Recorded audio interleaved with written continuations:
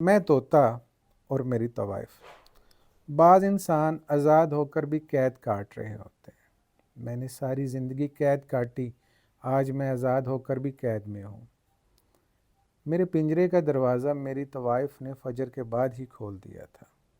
25 سال اپنی طوائف کے ساتھ گزارنے کے بعد اب میں جاؤں بھی تو کہاں جاؤں؟ میں کشمیری طوطا ہوں۔ میری نسل کے طوطوں کی اوسط عمر 20 سے 30 سال ہے۔ میں انسانوں کی زبان بول لیتا ہوں۔ ایک بار میری طوائف نے مجھ سے پوچھا، پتہ ہے طوطوں کو قید کیوں کرتے ہیں؟ میں نے سوال کیا کیوں؟ وہ کہنے لگی، تم انسانوں جیسی باتیں جو کرتے ہو، تمہیں آزاد کر کے میں کس سے دل کی باتیں کروں گی؟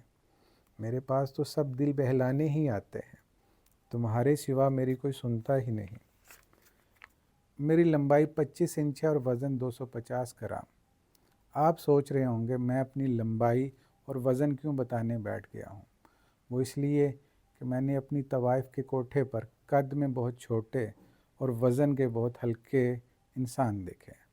طوائف کے اس 12x18 کے کمرے کو اب کوٹھا کہنا بھی مناسب نہیں ہے۔ کوٹھے پر تو وہ میرے بچپن میں ہوا کرتی تھی۔ اس وقت طوائف کا جوبن اپنے عروج پر تھا۔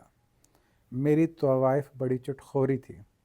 مجھے بھی کھانے میں تب کندھاری انار مل جایا کرتے تھے۔ ان دنوں وہ آئے دن میرے کھیلنے کے لیے میرے پنجرے میں نئے نئے کھلونے رکھتی، کیونکہ مرد دن رات اس کے جسم سے کھیل رہے تھے۔ ایک نر طوطا ہوں، مگر نر کا مادہ ذات کے ساتھ گھنونا کھیل دیکھ دیکھ کر مجھے تو نر ہونے سے ہی نفرت ہو گئی ہے۔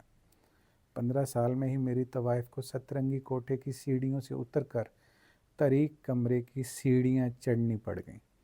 اب اکثر اس کے پاس پیسے ختم ہو جاتے ہیں، پھر وہ داتا صاحب جا کر لنگر کھا آتی ہے اور میرے لیے بھی کہیں نہ کہیں سے گلے سڑے امرود اٹھا لاتی ہے۔ میں 2.5 سال کا تھا جب میری گردن پر کالے رنگ کا رنگ بن گیا۔ اب میں اسے غلامی کا پٹا کہتا ہوں۔ میں اپنے سامنے پلنگ پر لیٹی ہوئی اپنی طوائف کو غور سے دیکھ رہا ہوں۔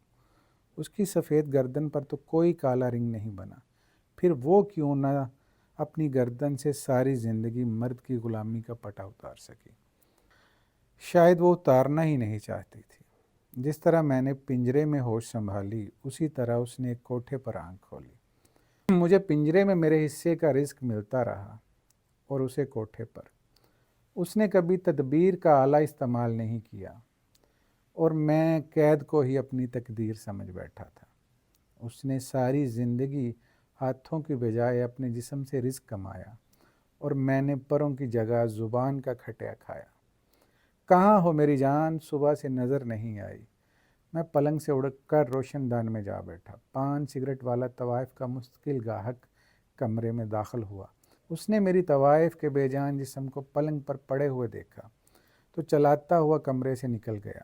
نادرہ مر گئی۔ نادرہ کو زندگی سے رہائی مل گئی اور مجھے پنجرے سے۔